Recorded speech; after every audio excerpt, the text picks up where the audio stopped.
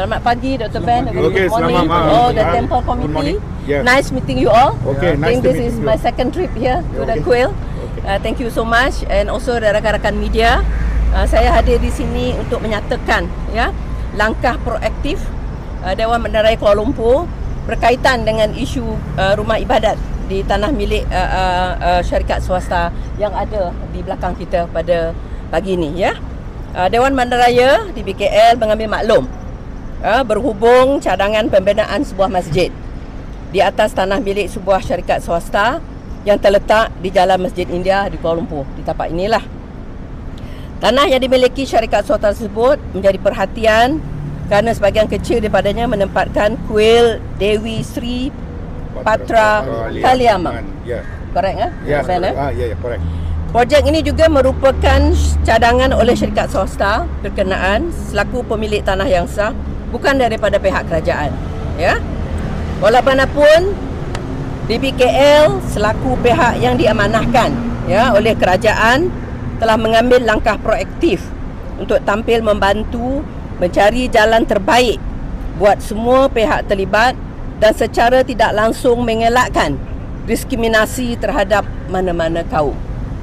DBKL memberi jaminan, Dr. Ben, bahawa setiap langkah yang sedang dan bakal diambil adalah selaras dengan prinsip kebebasan beragama seperti dijamin oleh Perlembagaan Persekutuan kita. DBKL telah mengenal pasti lokasi baru untuk pemindahan Dr. Ben, rumah ibadat terlibat untuk memastikan penganut Hindu dapat terus menjalankan aktiviti-aktiviti keagamaan mereka dan selesa dan harmoni. Proses pemindahan akan dilakukan secara telus dan adil serta membabitkan perbincangan dengan pihak berkepentingan bagi memastikan kelancaran pelaksanaannya. BKL juga memberi komitmen untuk tidak melakukan sebarang aktiviti perobohan struktur kuil di tapak tersebut. Tidak ada aktiviti perobohan. Kuil ini boleh beroperasi seperti biasa sehinggalah proses pemindahan selesai. DBKL menghargai kerjasama daripada pelbagai pihak untuk memastikan proses pemindahan berjalan lancar dan menyeru kepada semua pihak untuk terus mengekalkan keharmonian serta menghormati kepelbagaian agama di negara ini. Inilah statement yang telah saya sediakan untuk dimaklumkan pada rakan-rakan media yang saya hormati sekalian. Terima kasih. Datuk Seri, ada timeline tak untuk proses pemindahan tu? Kita sedang berbincang dengan pihak kuil. Perbincangan sedang dijalankan. Kita akan ambil masa dan kita akan mendapatkan lokasi yang dipersetujui oleh dua pihak. Tapi Datuk Seri, saya pun nak tanya kenapa kalau kita yang sekarang Datuk Seri mengatakan pemindahan kan, pemindahan. Media pun minta kan, pemindahan tu kita memang ambil masa. Jangan dalam singkat yang terpendek ditolakkan kita cepat-cepat. Sekarang kita dah bagi. Sekarang kita tengah bincang kan? Ya, betul. Okey, tengah bincang punya time saya dekat sini saya nak beritahu pemindahan tu ada yang jangka tu untuk Indian ada jangka masa panjang.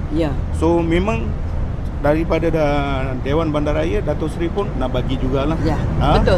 Sampai kemudian kita apa-apa dah selesai barulah kita ambil yang second step punya lah. Apa yang berlaku kita pun belum tahu lagi lah.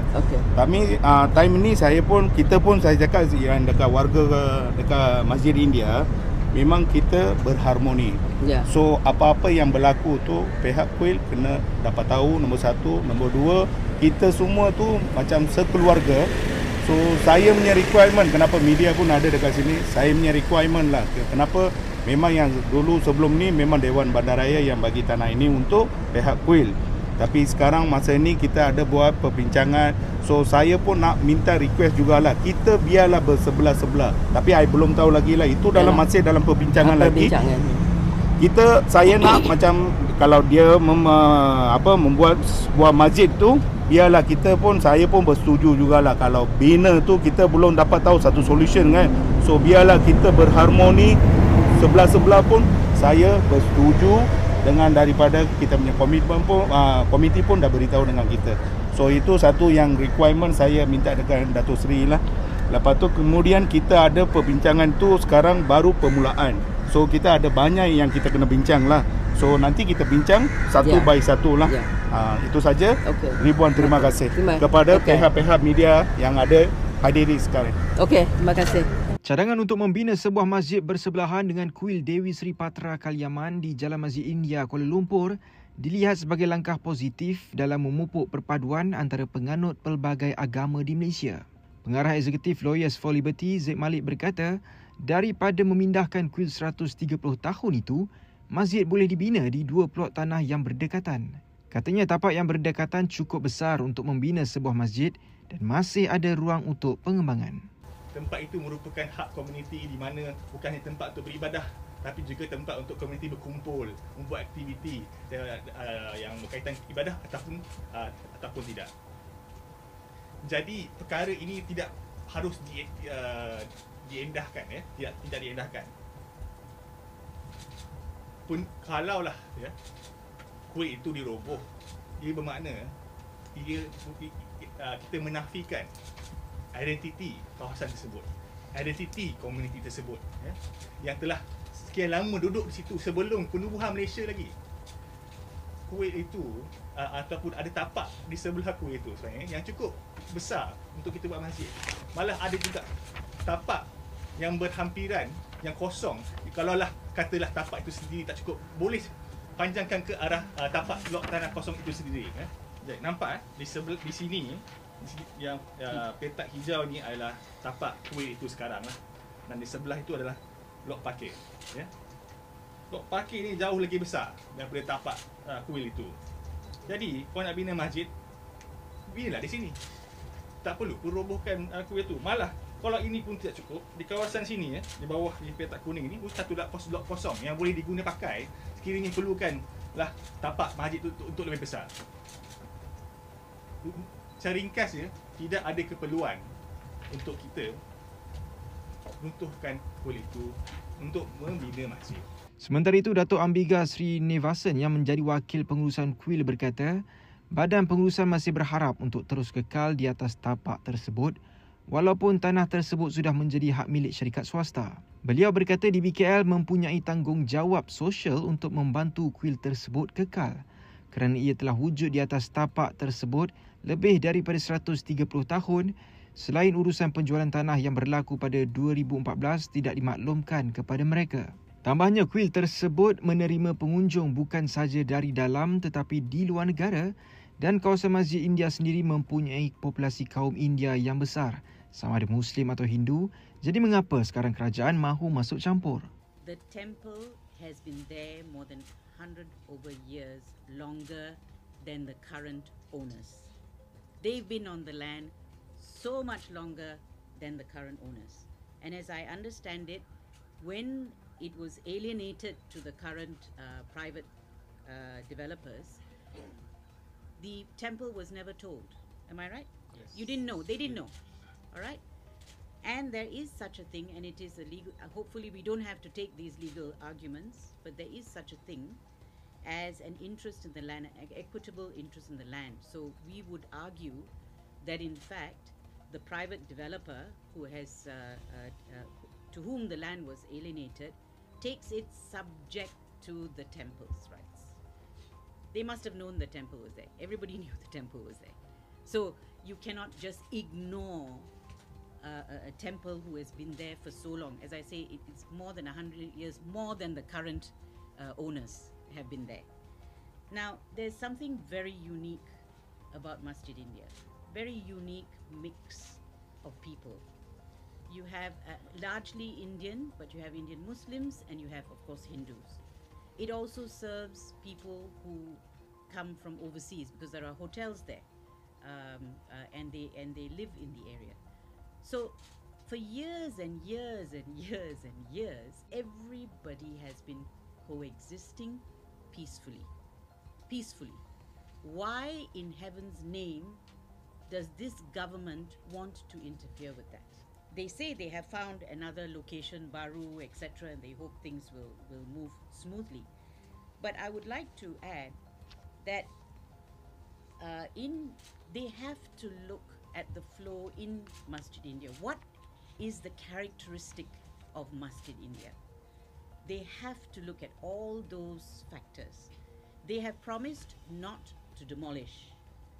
I'm not sure if that's an absolute promise. I take it as an absolute promise. That would be the best solution. Beberapa portal media sebelum ini melaporkan pemilik tanah tersebut bercadang untuk membina sebuah masjid baru dikenali sebagai Masjid Madani sambil mendakwa majlis pecah tanah akan disempurnakan oleh Perdana Menteri Datuk Seri Anwar Ibrahim sendiri. Secara ringkasnya, tidak ada keperluan untuk kita untukkan kuil itu untuk membina masjid. Ini it's not good for the masjid to start out on the ground by which the previous or other place of worship was destroyed and demolished. Ia tidak selari dengan konsep menghibah, dengan kemakmuran masyarakat, prinsip-prinsip yang penting dalam negara kita, nation, kan, perkara yang penting yang selalu diangkat oleh pihak kerajaan. Saya percaya juga ini bertentangan dengan prinsip Madani lah yang selalu disebut oleh pihak kerajaan. Jadi kesimpulannya, ada solusi mudah di hadapan kita, ya. Bina je masjid tu di sebelah kuil. Tidak ada apa salah pun. Tidak ada apa salah dari segi agama untuk kita bina masjid di sebelah kuil. Tidak boleh orang nak solat, nak sembahyang. Apa yang hanya perlu berharap kepada kiblat di tempat yang bersih, itu sajalah. Jadi masjid tu di sebelah kuil, apa masalah dia? Tidak ada perkekangan daripada segi agama, saya percaya. Dan tidak akan ada orang Melayu ataupun orang Islam yang akan tidak bersetuju, yang akan berkata masjid tidak boleh dibina di sebelah kuil ataupun mana-mana tempat ibadah yang bukan beragama Islam. Dan ini bukan perkara asing. Di kawasan rumah saya sendiri, di setapak itu ada kuil dan juga di sebelah jalan tu ada masjid atau surau lah. Jadi tak ada masalah pun. Tak ada pun hidup-hidup di kawasan itu.